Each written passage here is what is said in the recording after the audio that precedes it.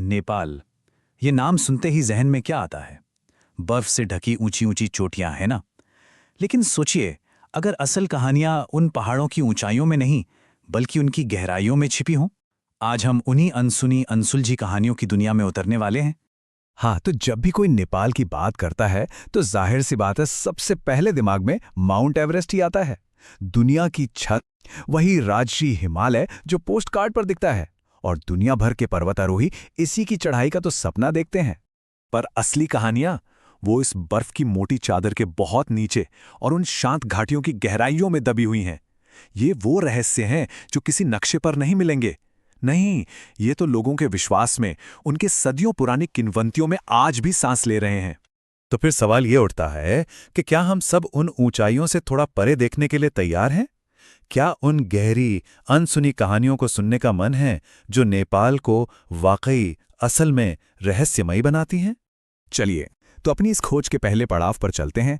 यहां हम दो ऐसी किंवदंतियों से मिलेंगे जो एक दूसरे से बिल्कुल ही अलग हैं। एक कहानी है जो बर्फ की गुमनामी में खोई हुई है, और दूसरी वो तो हमारे बीच एक इंसानी रूप में जी रही है। अब जरा इस कॉन्ट्रास्ट को देखिए, कितना कमाल का है। एक तरफ है यति, वो मायावी हिम मानव जिसका आज तक कोई पक्का सबूत नहीं मिला, और दूसरी तरफ है कुमारी, एक जीती जागती देवी जिनकी बाकायदा पूजा होती है। सोचिए, एक रहस्य बर्फ में गुम है और दूसरा काठमांडू के एक महल में सबके सामने रहता है। कई दशकों से यति की कहानी ने न जाने कितने पर्वतारोहियों और वहां के लोकल लोगों के दिलों में एक अजीब सी सिहरन पैदा की है। सोचकर देखिए, बर्फ में अचानक से दिखने वाले वो बड़े बड़े पैरों के निशान, रात के सन्नाटे में गूंजती वो रहस्यमयी चीखें, ये सारी चीजें इस कहानी को और भी ज्यादा गहरा बना देती हैं। और हां, भले ही साइंस के पास कोई सॉलिड प्रूफ ना हो, लेकिन हिमालय की उन बर्फीली हवाओं में आज भी यति का खौफ और रोमांच दोनों महसूस किया जा सकता है। यति का रहस्य तो अपनी जगह है, लेकिन पहाड़ों की कहानियां सिर्फ बर्फ में छिपे किसी जीव पर आकर खत्म नहीं हो जाती। अरे नहीं, कुछ कहानियां तो लोगों के बीच, शहरों की भागदौड़ में सांस लेती हैं, और यकीन मानिए, ये भी उतनी ही रहस्यमयी हैं। ये एक ऐसा जीवन चक्र है जिस पे यकीन करना मुश्किल है। जरा सोचिए, एक छोटी सी साधारण सी बच्ची को देवी के रूप में चुन लिया जाता है। लोग उसे पूजते हैं, और फिर जैसे ही वो अपनी टीनेज में कदम रखती है, वो वापस एक आम इंसान की जिंदगी में लौट आती है। ये पूरी परंपरा सदियों से आखिर चल कैसे रही है, और क्यों? ये सवाल ही अपने आप में बहुत बड़ा रहस्य है। अच्छा, तो अब पौराणिक जीवों और जीवित देवियों की दुनिया से थोड़ा आगे बढ़ते हैं। अब हम नेपाल की जमीन पर मौजूद उन असली रहस्यमयी जगहों की तरफ चलेंगे जिनके बारे में कहा जाता है कि वहां आज भी कुछ अलौकिक शक्तियां महसूस होती हैं। चलिए, अब थोड़ा और गहराइयों में उतरते हैं, उन जगहों पर जहां आकर भूगोल और आस्था दोनों एक हो जाते हैं, जहां प्रकृति खुद ही एक पहेली बन जाती है। गुप्तेश्वर गुफा ये सिर्फ एक गुफा नहीं है, समझ लीजिए एक पूरी भूल भुलैया है।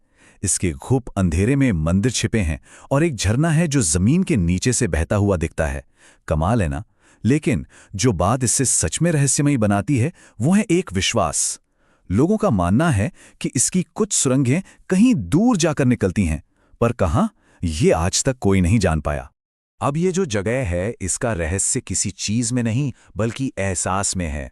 खपतड़ नेशनल पार्क, सालों से बड़े बड़े योगी और संत यहां ध्यान करने आते रहे हैं, और जो भी यहां आता है वो अक्सर एक अजीब सी शांति, एक पॉजिटिव एनर्जी महसूस करने की बात करता है। अब सवाल ये है कि क्या ये सिर्फ मन का वहम है, या फिर यहां की हवा में सचमुच कुछ खास है? और फिर आता है स्वर्ग द्वार। जैसा कि नाम ही बता रहा है, इसे धरती और स्वर्ग के बीच का दरवाजा माना जाता है। तीर्थयात्री यहां मुक्ति की उम्मीद में आते हैं। उनका विश्वास है कि ये जगह उन्हें भगवान के और करीब ले जाएगी। चलिए, अब हम अपने सफर के आखिरी पड़ाव पर आ गए हैं, और यहां हम उन जगहों को ढूंढेंगे जो या तो कहीं खो चुकी हैं, या फिर शायद कभी थी ही नहीं। शंभाला नाम सुना है कभी? कहते हैं ये एक रहस्यमयी स्वर्ग है जो हिमालय की किसी अनजानी घाटी में छिपा है। पुरानी किताबों में इसका जिक्र तो खूब मिलता है, पर आज तक कोई मैप, कोई इंसान वहां पहुंच नहीं पाया। ये शायद एक ऐसी जगह है जिसे बाहर नहीं बल्कि अपने अंदर, अपने मन की यात्रा से ही खोजा जा सकता है।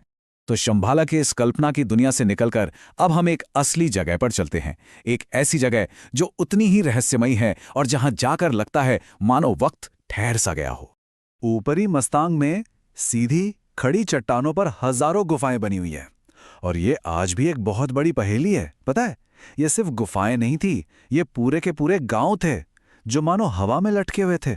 सबसे बड़ा सवाल तो यही है कि इन्हें बनाया किसने, और उससे भी बड़ा रहस्य कि यहां रहने वाले लोग आखिर अचानक गए कहां, गायब हो गए। इस सवाल का जवाब आज भी इतिहास की धूल में कहीं दबा हुआ है।